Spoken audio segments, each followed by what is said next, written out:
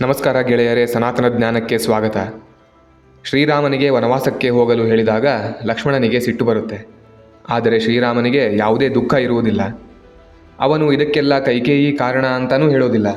ಮತ್ತೆ ಕಾರಣ ಏನು? ಬನ್ನಿ ನೋಡೋಣ.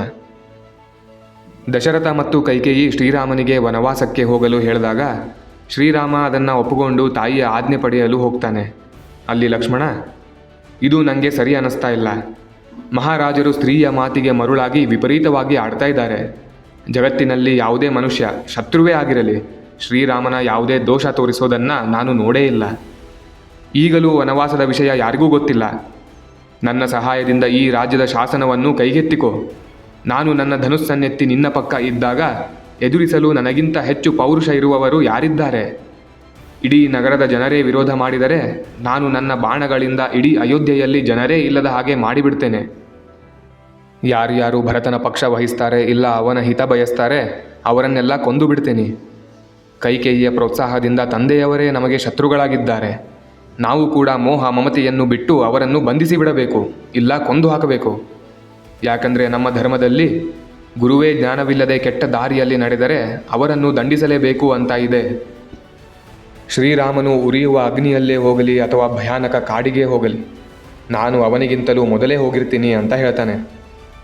ಕೌಸಲ್ಯ ಮಾತೆ ಲಕ್ಷ್ಮಣನ ಮಾತುಗಳನ್ನೆಲ್ಲ ಕೇಳಿ, ಅವು ನಿಂಗೆ ಸರಿ ಅನಿಸಿದ್ರೆ ನೀನು ಹಾಗೆ ಮಾಡು, ಆದರೆ ನನ್ನನ್ನು ಬಿಟ್ಟು ಕಾಡಿಗೆ ಮಾತ್ರ ಹೋಗಬೇಡ ಅಂತ ಹೇಳ್ತಾಳೆ. ಮಾತೆ ಶ್ರೀರಾಮನಿಗೆ ಕಾಡಿಗೆ ಹೋಗಲಿಕ್ಕೆ ಆಜ್ಞೆಯನ್ನು ಕೊಡೋದಿಲ್ಲ. ಕಾಡಿಗೆ ಹೋದರೆ ನಾನು ಉಪವಾಸ ಮಾಡಿ ಪ್ರಾಣ ಬಿಡ್ತೀನಿ ಅಂತ ಹೇಳ್ತಾರೆ. ಅದಕ್ಕೆ ಶ್ರೀರಾಮ, ತಂದೆಯ ಆಜ್ಞೆಯನ್ನು ಮೀರುವ ಶಕ್ತಿ ನನಗಿಲ್ಲ, ದಯಮಾಡಿ ಆಜ್ಞೆ ಕೊಡಿ ಅಂತ ಬೇಡ್ಕೋತಾನೆ. ಲಕ್ಷ್ಮಣನಿಗೆ ಹೇಳ್ತಾನೆ, ನನ್ನ ಮೇಲೆ ನಿನ್ನಲ್ಲಿ ಇರುವ ಪ್ರೇಮವು ನನಗೆ ಗೊತ್ತು. ನಿನ್ನ ಪರಾಕ್ರಮವನ್ನು ನಾನು ತಿಳಿದಿರುವೆನು. ಆದರೆ ಜಗತ್ತಿನಲ್ಲಿ ಧರ್ಮವೇ ಎಲ್ಲಕ್ಕಿಂತ ಶ್ರೇಷ್ಠ. ನೀನು ನನ್ನ ಮೇಲೆ ಇಷ್ಟು ಪ್ರೀತಿ ಇಟ್ಟಿದಿ, ಆದರೂ ಹೀಗೆ ಮಾತನಾಡಿ ನನಗೆ ಕಷ್ಟ ಕೊಡ್ತಾ ಇದ್ದೆ. ಮಹಾರಾಜರು ನನಗೆ ಗುರು, ರಾಜ ಮತ್ತು ತಂದೆಯಾಗಿದ್ದಾರೆ. ಅವರು ಕ್ರೋಧದಿಂದ, ಹರ್ಷದಿಂದ ಅಥವಾ ಕಾಮದಿಂದ ಪ್ರೇರಿತರಾಗಿ ಆಜ್ಞೆ ಕೊಟ್ಟರೆ ನಾವು ಅದನ್ನು ಪಾಲಿಸಬೇಕು. ಕೇವಲ ಧರ್ಮಹೀನ ರಾಜ್ಯಕ್ಕಾಗಿ ನಾನು ಮಹಾಫಲದಾಯಕ ಧರ್ಮ ಪಾಲನೆಯನ್ನು ಕಳೆದುಕೊಳ್ಳಲು ಬಯಸುವುದಿಲ್ಲ. ಜೀವನವು ಹೆಚ್ಚು ಕಾಲದ್ದಲ್ಲ. ಅದಕ್ಕಾಗಿ ನಾನು ಈ ತುಚ್ಛ ರಾಜ್ಯ ಅಧಿಕಾರ ಪಡೆಯಲು ಬಯಸುವುದಿಲ್ಲ ಅಂತ ಹೇಳ್ತಾನೆ.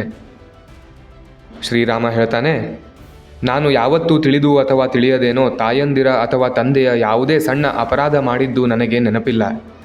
ನನ್ನ ಮನಸ್ಸಿನಲ್ಲಿ ಮೊದಲಿನಿಂದಲೂ ತಾಯಂದಿರ ಕುರಿತು ಭೇದ ಭಾವ ಇರಲಿಲ್ಲ. ಹಾಗೂ ಕೈಕೇಯಿಯೂ ಕೂಡ ನನ್ನಲ್ಲಿ ಅಥವಾ ತನ್ನ ಪುತ್ರನಲ್ಲಿ ಯಾವುದೇ ಅಂತರ ತಿಳಿಯುತ್ತಿರಲಿಲ್ಲ. ಆದರೂ ಯಾವ ವಿಧಾತನು ಕೈಕೇಯಿಗೆ ಇಂತಹ ಬುದ್ಧಿ ಕೊಟ್ಟಿರುವನೋ, ಯಾರ ಪ್ರೇರಣೆಯಿಂದ ಆಕೆಯ ಮನಸ್ಸು ನನ್ನನ್ನು ಕಾಡಿಗೆ ಕಳಿಸುವುದರಲ್ಲಿ ದೃಢವಾಗಿದೆಯೋ, ಇದಕ್ಕೆಲ್ಲ ದೈವವೇ ಕಾರಣ ಎಂದು ತಿಳಿಯಬೇಕು. ಕೈಕೇಯಮ್ಮನ ಈ ವಿಪರೀತ ಮನೋಭಾವವು ದೈವದ ವಿಧಾನವೇ ಆಗಿದೆ. ಹೀಗಿಲ್ಲದಿದ್ದರೆ ಆಕೆಯು ನನ್ನನ್ನು ಕಾಡಿಗೆ ಕಳಿಸಿ ದುಃಖ ಕೊಡುವ ವಿಚಾರ ಏಕೆ ಮಾಡುತ್ತಿದ್ದಳು? ನನ್ನ ಪಟ್ಟಾಭಿಷೇಕ ತಡೆಯಲು ಹಾಗೂ ನನ್ನನ್ನು ಕಾಡಿಗೆ ಕಳಿಸಲು ಅವರು ಪ್ರಯೋಗಿಸಿದ ಕಟು ವಚನಗಳು ಸಾಧಾರಣ ಮನುಷ್ಯನ ಬಾಯಿಂದ ಬರುವುದು ಕಠಿಣವಾಗಿದೆ. ಮಾತೆಯ ಇಂತಹ ಚೇಷ್ಟೆಯಲ್ಲಿ ದೈವವಲ್ಲದೆ ಬೇರೆ ಯಾವುದೇ ಕಾರಣ ಇದೆ ಎಂದು ನಾನು ಹೇಳುವುದಿಲ್ಲ. ಹೀಗಲ್ಲದಿದ್ದರೆ ಅಂತಹ ಉತ್ತಮ ಸ್ವಭಾವದ ಶ್ರೇಷ್ಠ ಗುಣವುಳ್ಳ ರಾಜಕುಮಾರಿ ಕೈಕೇಯಿ ಓರ್ವ ಸಾಧಾರಣ ಸ್ತ್ರೀಯಂತೆ ತನ್ನ ಪತಿಯ ಬಳಿ ನನಗೆ ಅನಿಷ್ಟಕರ ಮಾತನ್ನು ಹೇಗೆ ಆಡುತ್ತಿದ್ದಳು?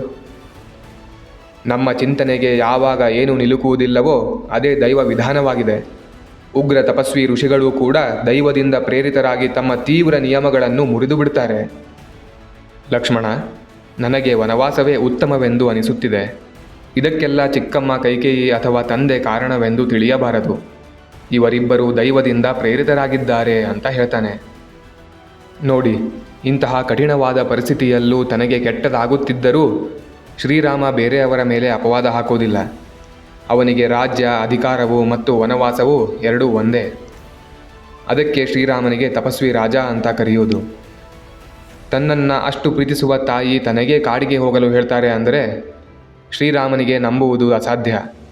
ಅದಕ್ಕೆ ತನಗೆ ಕಾಡಿಗೆ ಹೋಗಲು ಹೇಳಿದರ ಹಿಂದೆ ದೇವರ ಯಾವುದೋ ಕಾರ್ಯ ಅಡಗಿದೆ ಅಂತ ಶ್ರೀರಾಮನಿಗೆ ಗೊತ್ತಾಗುತ್ತೆ.